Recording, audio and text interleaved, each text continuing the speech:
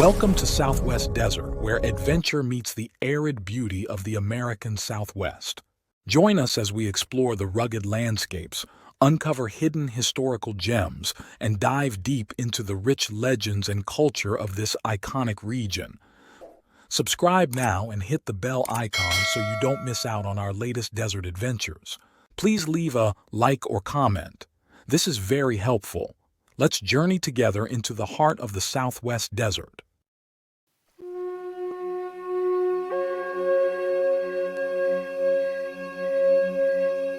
Picture this: June 1862, Arizona Territory. 19-year-old John Teal lies flat against scorching desert, his horse dead, watching 50 Apache warriors thundering toward him.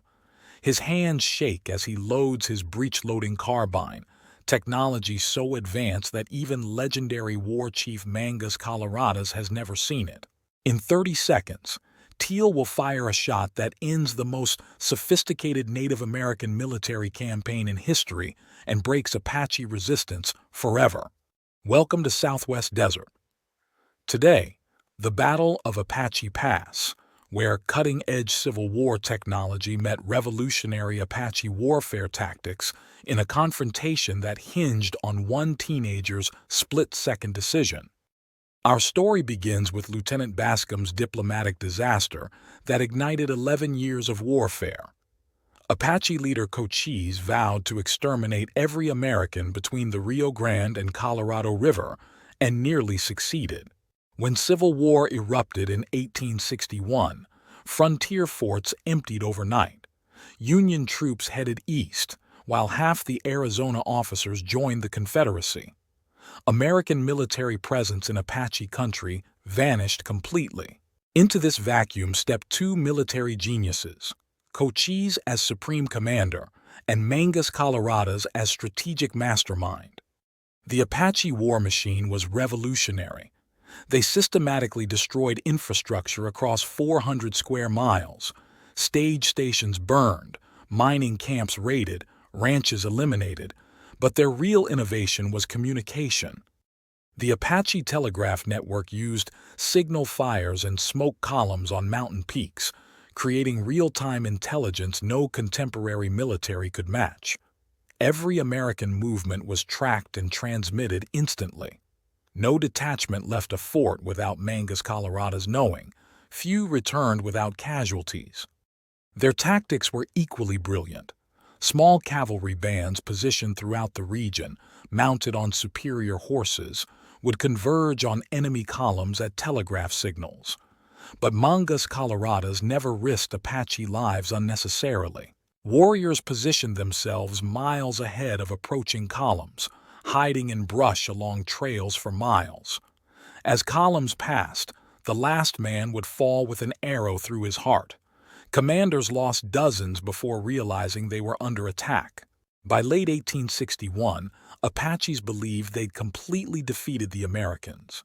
Then their telegraph brought disturbing news: a massive army marching eastward along the Gila Trail. What Apaches didn't know was America's Civil War. The approaching force wasn't punishment. It was General James Carleton's California Column, 2,500 Union volunteers with advanced technology, heading east to fight Confederates. Apache scouts tracked every move from the Colorado crossing. The challenge: stopping 2,500 well-armed soldiers when Apache tribes could field only 700 warriors, fewer than half adequately equipped. Mangas Coloradas's solution was environmental warfare. He ordered every well east of Tucson filled and all water signs obliterated. The desert would kill what arrows couldn't. In June, Carleton's forces entered what seemed like uninhabited moonscape. Maps showed wells along the stage line, but none existed. Men and animals dehydrated under scorching sun. The column staggered between distant springs, requiring multi-day stops for survival. Seeing no Apaches, officers grew careless. The column stretched 20 miles, fatal in hostile territory. The deadliest segment lay ahead, 40 waterless miles across alkali flats to Apache Pass.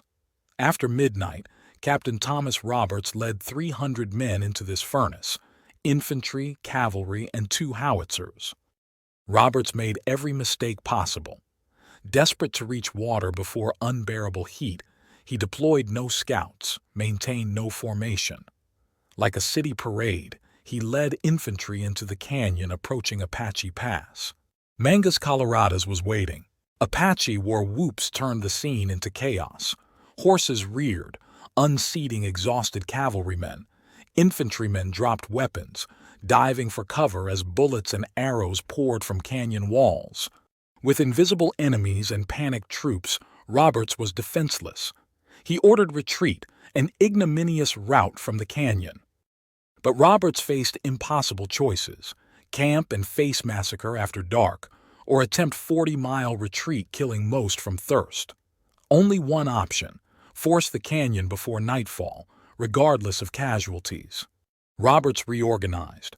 Howitzers front, infantry spread wide, cavalry rear. Fighting through withering fire, men falling like trees, Roberts reached the abandoned Butterfield Station, 600 yards from Springs. There stood Mangas Coloradas' masterpiece, seemingly impregnable fortress. Boulders balanced on cliff edges ready to roll by hundreds. Elite bowmen positioned beyond musket range, but perfectly placed for arrow barrages. Except Mangas Coloradas had never seen shell-firing howitzers with adjustable elevation. Roberts elevated his artillery and fired explosive shells onto cliff tops. Each explosion sent rock splinters flying while concussions rolled down boulders. Warriors died from shrapnel, and soldiers finally reached water. But Apaches still controlled canyon exits, prepared to eliminate soldiers individually. Captain Cremeny, guarding the rear, realized the supply train might blunder into ambush. He sent riders warning Carleton, fatal to Apache hopes.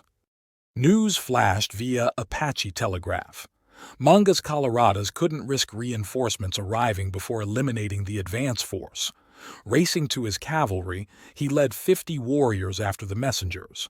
Apache horses were superior, rested, fed, the best captured. American mounts were exhausted. Soon Apaches were within range, picking off desperate soldiers.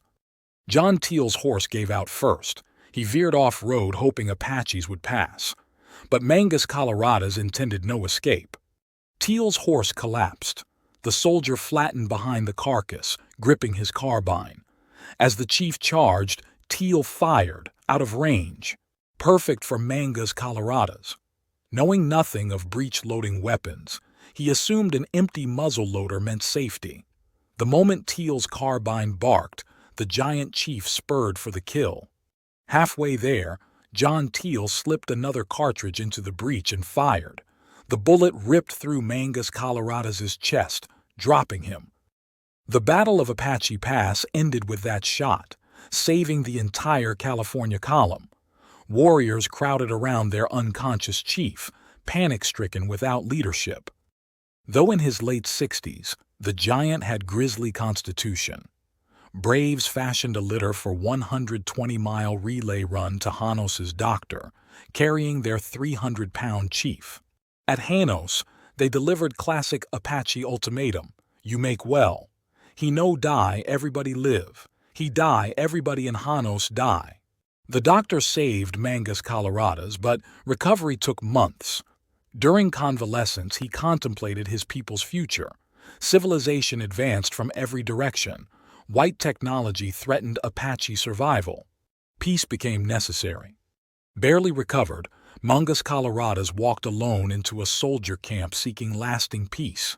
They murdered him, shipping his head to the Smithsonian, where it measured larger than Daniel Webster's brain. In retaliation, Cochise warred 9 more years. Hundreds died, but Apache dominance was broken with Mangas Coloradas' death. Today, Southern Pacific follows the old Gila Trail, where 49er oxen crawled at 7 miles daily. The Hohokam spirit still pervades the land, and Pimas still irrigate river fields as when Mangas Coloradas commanded the last free Apache army. The Battle of Apache Pass proves history turns on smallest hinges. a soldier's second shot, a chief's technological ignorance, a split-second decision changing civilization's trajectory. The most important battles end not with grand strategies but with one person, one moment, one choice echoing through eternity. History is never simple, and the most fascinating stories hide in forgotten details. Join my Patreon community and discover my art print products on my website in the links provided in my description and link above. Also, if you would like a particular image from my videos, give the timestamp for image, and I will upload it to my website and Patreon. Thank you for joining your desert frontiersman Alan for another Southwest story. Check out my large catalog of Southwest videos and playlists on historical tales, legends, lost gold stories, and adult bedtime stories. If you like a certain image from my videos, tell me in comments and give timestamp. Happy trails!